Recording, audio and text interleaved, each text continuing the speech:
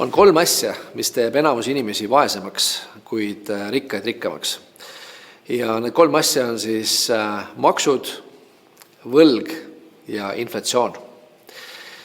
Ja kui sa oled investor ja tegeled varade loomisega, siis on sul 3 varaklassi, mis tegelikult aitavad kasutada neid samu asju enda kasuks. Kõigepealt siis ettevõtlus. Kui sa oled äriomanik ja ettevõtja, siis sa saad kasutada ka erinevaid maksusoodustusi, mida riik on sulle ette näinud. Et kui enamus tavainimesi peavad maksma siis kõige kõrgemat maksude määra, siis ettevõtjal on sul väga mitmeid soodustusi, kuidas maksta vähem makse. Üks näide maksusoodustust on see, et kui sa teenid tulu eraisikuna või kui sa teenid tulu ettevõttena. Loomulikult eraisikuna pead sa siis kohe oma tulu pealt maksma ära maksud, siis ettevõtjana sul tegelikult ei ole Eesti näitel täna tulumaksu ja sa saad siis kasutada sama kapitali selleks, et oma äri edasi kasvatada.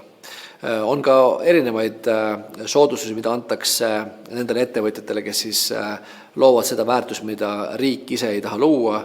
Kui me räägime siin kinnisvarainvesteeringutest, siin on ka maailmast näited, kus siis eraettevõtjad, kes siis aitavad siin naftat puurida, saavad siis oma riikide valitsustelt erinevaid soodustusi selleks, et nad teeksid seda, mida riik tahaks, et nad teeksid. Nii et mingis mõttes ettevõtja on ka siis käepikendus, kes siis saab neid maksusoodustusi kasutada, mida riik on siis omalt poolt välja pannud. Teine on võlg. Enamus inimesi kasutavad võlga enda kahjuks. Eks nad kasutavad halba võlga, mida nad peavad ise maksma, nad elavad tuleviku arvelt ja see viib tegelikult neilt igakuiselt kulusid välja. Vastupidiselt need, kes investeerivad kinnisvarasse, saavad kasutada võlga enda kasuks ja üürnik siis maksab võlga nende eest.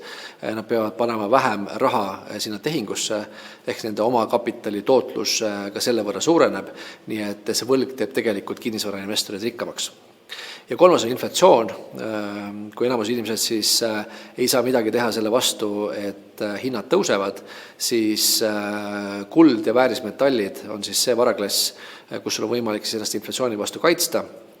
Ja kui sa omad siis reaalset vara, siis see tegelikult ka sellises inflatsioonises keskkonnas üldjuhul kipub tõusma.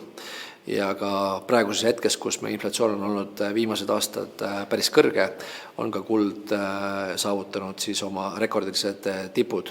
Ja see sama kaotus, mis siis eurodes varade omamisena oleks tekkinud, jääb siis nendel kulla omanikel saamata. Nii et veel kord, maksud, võlg, inflatsioon on need, mis teeb enamus inimesi vaesemaks, kuid võib teha sind rikkamaks, kui sa omad varasid vastavates varaklassides.